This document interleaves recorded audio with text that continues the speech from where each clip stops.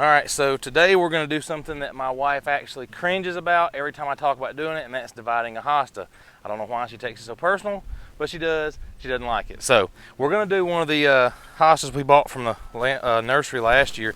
I mean, this thing has probably grown 5 or 6 times what it, I mean, it was in literally a little cup, and you know, wasn't very tall at all. This is after 1 year of growth in our bed. So we're just gonna, I mean, this thing's huge. So we're going, I mean, that's my hand on top of the hosta there. So we're just gonna dig this one up, and I'm gonna show you a couple different ways you can divide the hosta.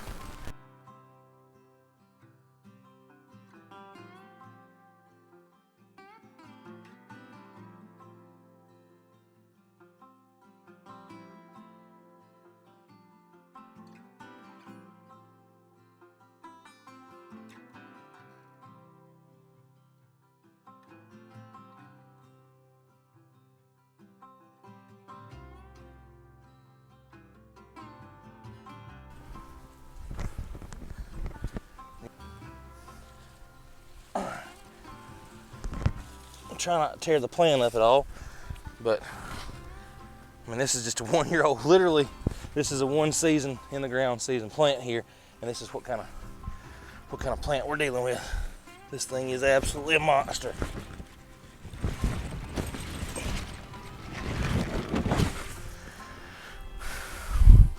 That's a 1 season hosta when you properly fertilize and take care of it. I was gonna try to do a method where I show you how to use like a bucket or something. Would have been better with the hosta we got on the side of the house. But this way, we're just gonna show you the method. This is the quickest and easiest method for splitting a hosta. So we're just gonna go ahead and dig us a hole. We're gonna put it right here next door to the hosta we just dug up. Look at that earthworm. Ooh. Healthy soil when you see earthworms like that. So basically, dig your hole first before you dig that up. I mean, I should have done that already, but I only want to split this one in half right now. So I'm just looking for a good spot to split. And right there is a very good spot to split this hosta. So I'm gonna reach in here and kind of sort of just part it like I would if I was getting a haircut right there. We're gonna lose a little bit, but this thing is so large, trying to split it by hand is gonna be dang near impossible. So I'm just gonna take this shovel right here where I've parted.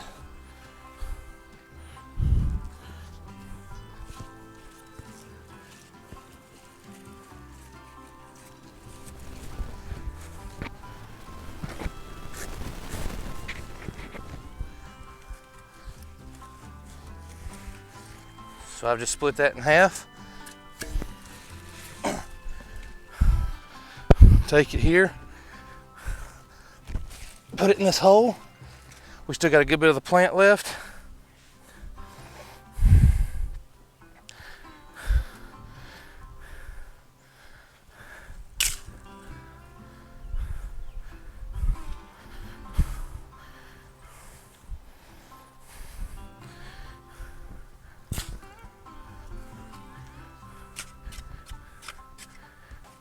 Stand it up here.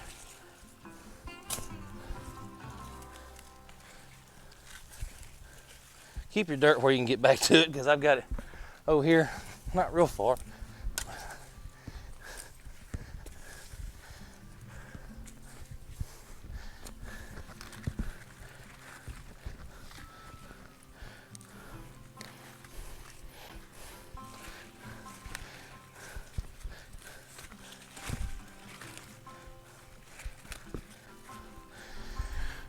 There you go. There's the plant split. Make sure the dirt's tight down around it. Doesn't need to be mounded too bad. I've got dirt on top of some of the stems. These hostas are very durable plants, believe it or not. And then I can take this bucket of water.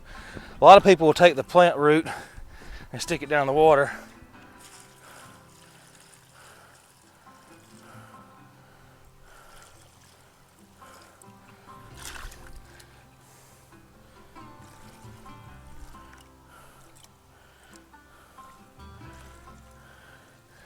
I say we're not drowning it, but we're gonna get that dirt soaking wet. And then we gotta go back to our original plant here and see, we didn't even cut off a half of that plant. We literally cut maybe a third of that plant out.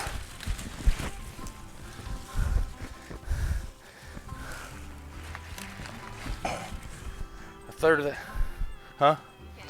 Yep, a third of the plant. And then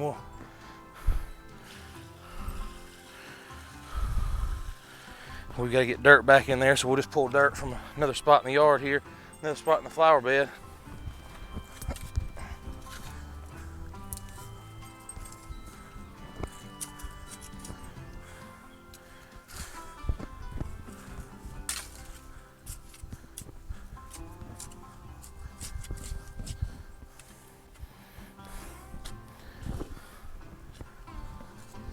We just want to go back around the plant and make sure we got good soil contact with the roots.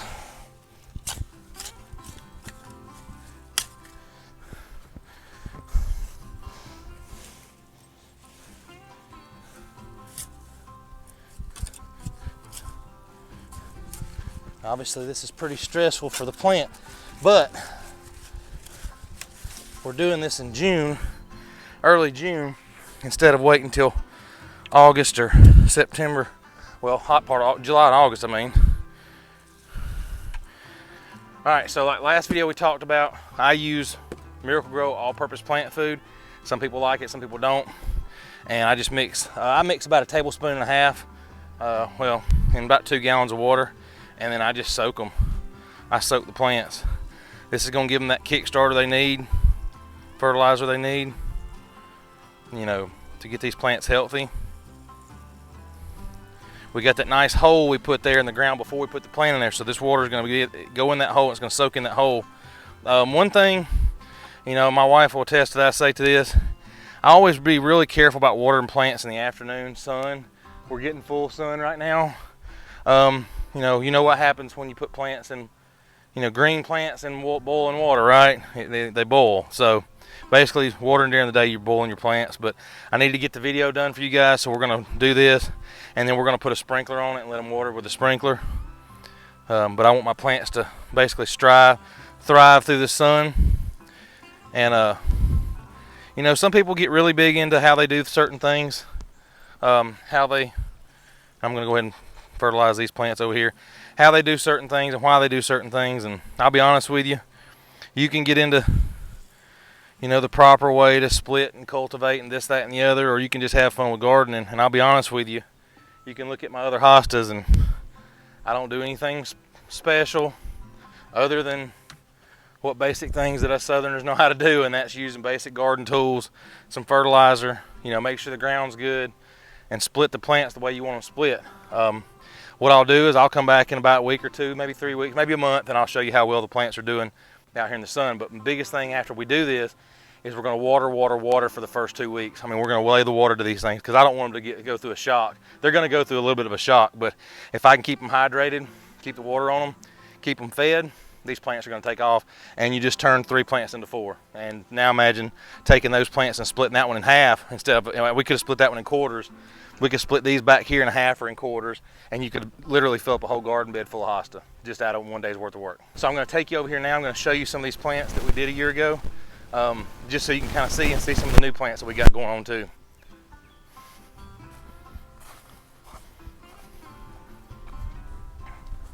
So we've got some hosta over here, but obviously we've had some bug damage, we've had some sun damage. I started a new job, so I hate to say these are kind of, you know, these kind of look rough. But back here is the same type of hostas that we've got over there. Look how big and just how big and full this hosta right here is. This hosta is huge. This is my hand. I'm a big guy. This hosta here we planted last year was from Home Depot. It's a, I think it's a Francis Williams hosta. And then this is the split off of the big hosta that I showed you last year's video. This is a split that I just dug up the corner. I mean, I dug up literally. It was about a quarter size plant, and it can already be split. It already has two separate plants in it. And then back here, I don't know if this camera angle is gonna be good, but back here we bought these off Facebook Marketplace about 4 weeks ago. and I just threw them in the ground. There's a bunch of different varieties, and I've had some comments saying, oh, I don't ever keep up with the names of my hostas. I'll be honest with you, I hardly ever know the names of my hosta. They're pretty, I like to look at them, that's what it's about. So we've got different ones here. We got some really small ones here. They're there, you know, and I know everybody loves Paisley. Everybody loves Paisley. Come here, Paisley. Everybody loves Paisley. But I'll be honest with you, Paisley likes to dig up plants. She's not a plant lover sometimes anyway. So we've had to kind of keep her out of the hosta bed. And we got some daylilies in here as well. But there's some other hostas that go back in here. And what we'll do next year is once these things grow in, next year we'll divide them or move these and make them fill in the beds a lot nicer. So again, thanks for watching. Make sure you click the subscribe button. See you in the next video.